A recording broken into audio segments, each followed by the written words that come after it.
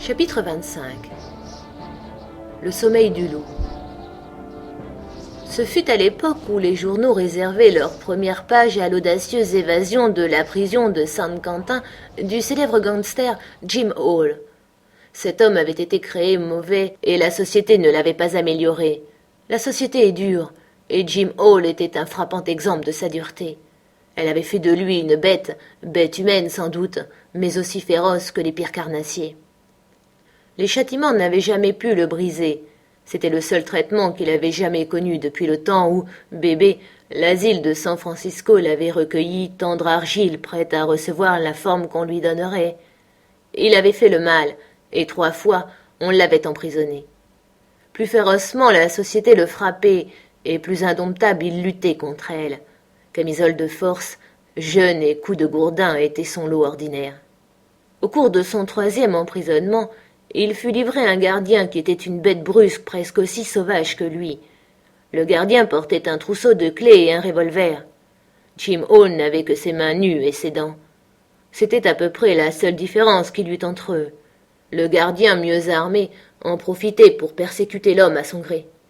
Il le maltraitait et sur lui mentait à ses chefs.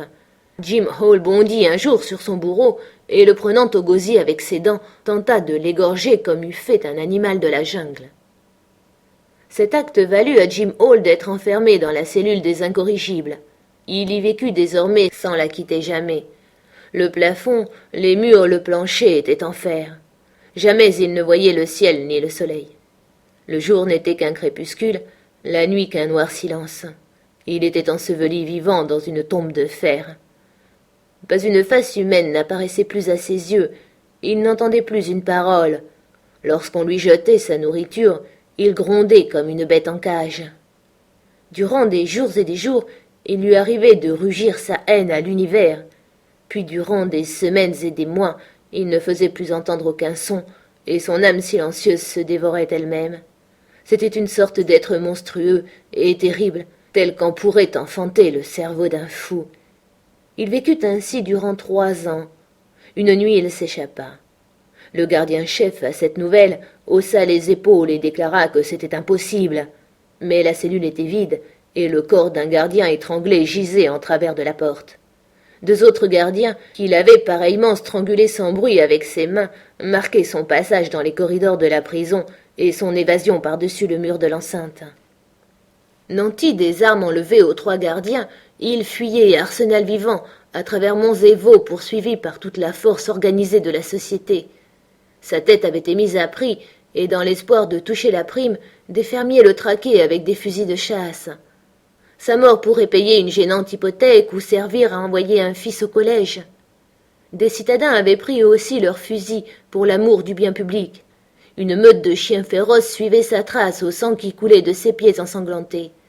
Et d'autres chiens policiers qui courent au nom de la loi et sont payés par la société, ne le lâchaient pas non plus, acharnés à sa piste avec l'aide du téléphone, du télégraphe et de trains spéciaux. Il arrivait parfois que Jim Hall fût rejoint par ses poursuivants. Héroïquement, de part et d'autre, on se faisait face. Le lendemain, dans les villes, les gens se délectaient à lire dans leur journal après déjeuner les détails de la rencontre. Il y avait eu un mort et tant de blessés, mais d'autres hommes s'étaient levés qui avaient repris la poursuite ardente. Puis tout à coup, Jim Hall disparut. Vainement, les chiens quêtèrent sur sa piste perdue.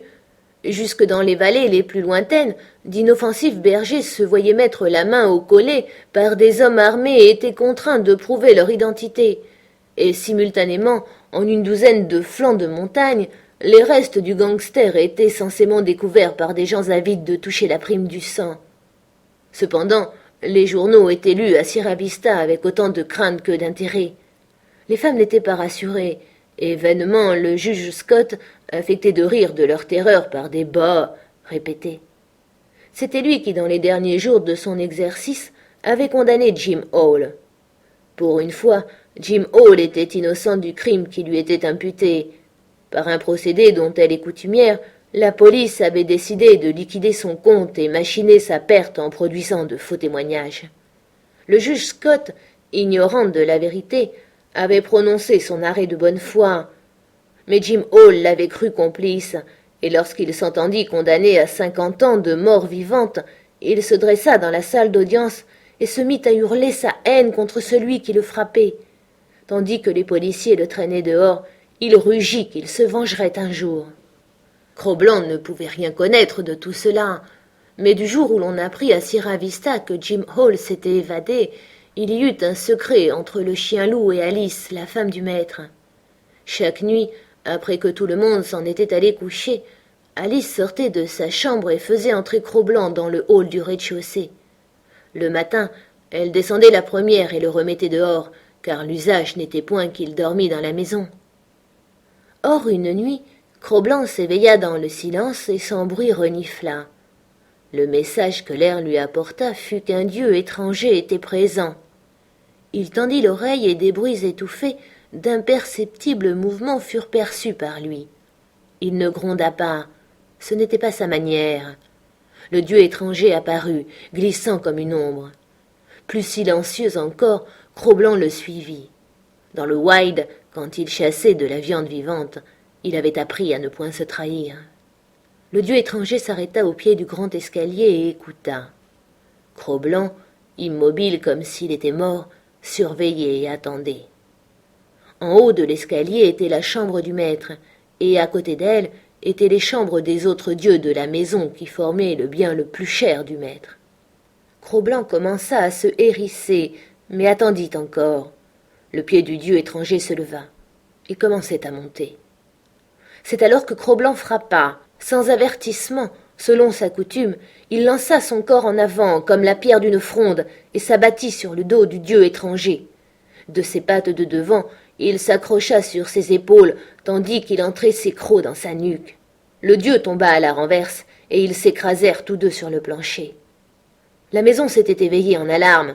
Chacun, se penchant sur l'escalier, entendait au bas un bruit pareil à celui que ferait une bataille de démons. Des coups de revolver se mêlaient à des grondements. Une voix d'homme jeta un cri d'horreur et d'angoisse. Puis il y eut un grand fracas de verres brisés et de meubles renversés. Et rapidement, tout se tut.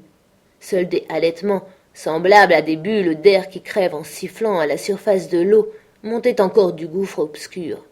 Puis, plus rien. Weedon Scott tourna un bouton électrique. L'escalier et le hall s'emplirent de lumière. Accompagné du juge Scott, il descendit avec précaution, revolver en main. Mais il n'y avait plus de danger. Parmi le naufrage des meubles renversés et disloqués, un homme gisait, étendu sur le côté, cachant du bras son visage. Weedon Scott se pencha sur lui, déplia son bras et tourna sa face vers la lumière. Par la gorge ouverte, la vie s'était enfuie. « Jim Hall !» dit le juge Scott. Le père et le fils se regardèrent et se comprirent. Ils retournèrent ensuite vers Cro-Blanc. Lui aussi était couché sur le flanc, les yeux clos. Sa paupière se souleva légèrement. Il regarda ceux qui étaient inclinés sur lui, et sa queue eut un mouvement, à peine visible, pour saluer son maître. Weedon Scott le caressa, et de son gosier sortit un ronron reconnaissant. Mais les paupières se refermèrent bientôt, et le corps retomba comme un sac sur le plancher. Un chirurgien fut sur le champ mandé par téléphone. L'homme blanchissait les fenêtres lorsque l'homme de l'art arriva. « Sincèrement, il a une chance sur 1000 d'en sortir, » prononça-t-il après 1 heure et demie d'examen. « Une patte cassée, 3 côtes brisées, dont une au moins a perforé le poumon, sans parler de tout le sang qu'il a perdu et de probables lésions internes. Sans doute a-t-il été projeté en l'air. Je passe sur les 3 balles qui l'ont traversé de part en part. Une chance sur 1000 est trop d'optimisme. Il n'en a pas une sur 10 000. » « De cette unique chance, rien ne doit être négligé, » répliqua le juge Scott. « S'il le faut, faites fonctionner les rayons X. Tenez n'importe quoi et ne regardez pas à la dépense. Weedon télégraphie à San Francisco et mandez le docteur Nichols.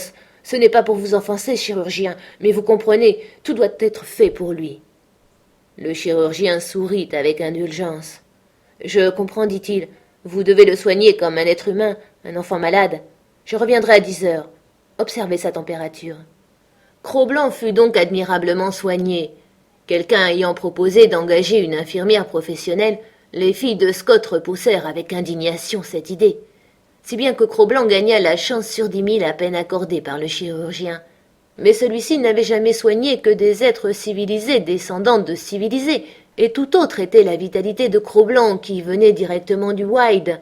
Son erreur de jugement ne fut donc pas blâmée.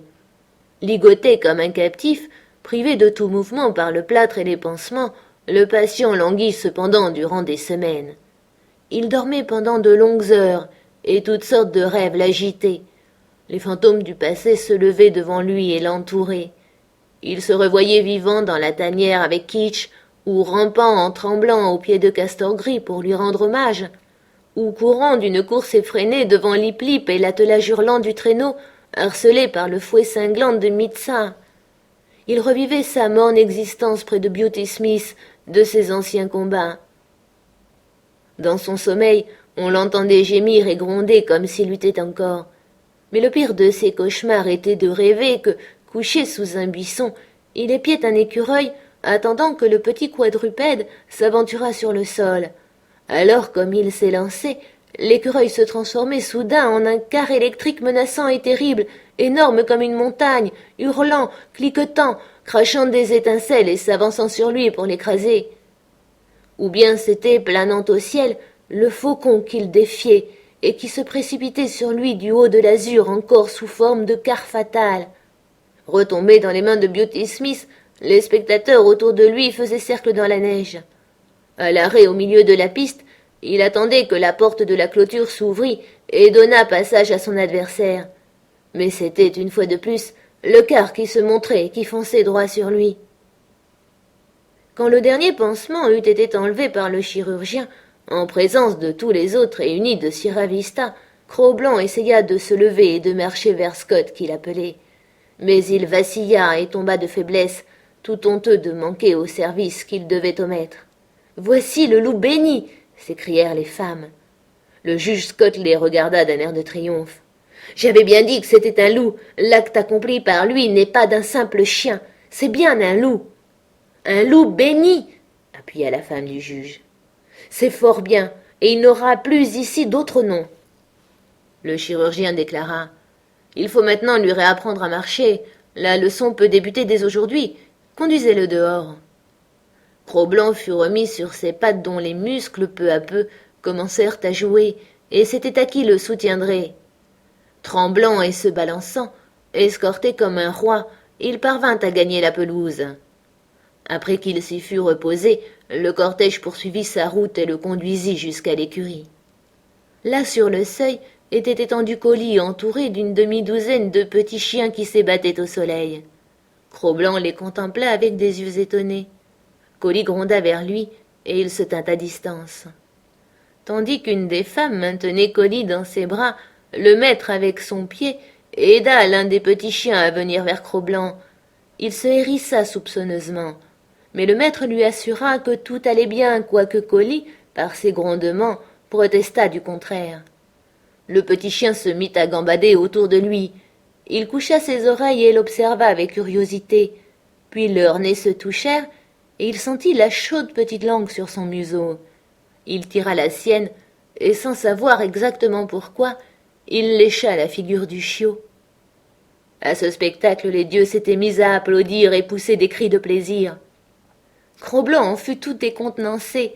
Ensuite, sa faiblesse l'ayant repris, il se coucha, et au grand mécontentement de Collie, les autres petits chiens vinrent à leur tour l'entourer en folâtrant. Par un reste de son ancienne sauvagerie solitaire, son premier mouvement fut de repousser les importuns. Puis, parmi les applaudissements des dieux, il se décida d'un air grave à leur permettre de grimper et de jouer sur son dos et sur ses flancs. Et, tandis que les chiots continuaient leurs bouffons états et leurs luttes joyeuses, placidement les yeux clos, il s'endormit au soleil.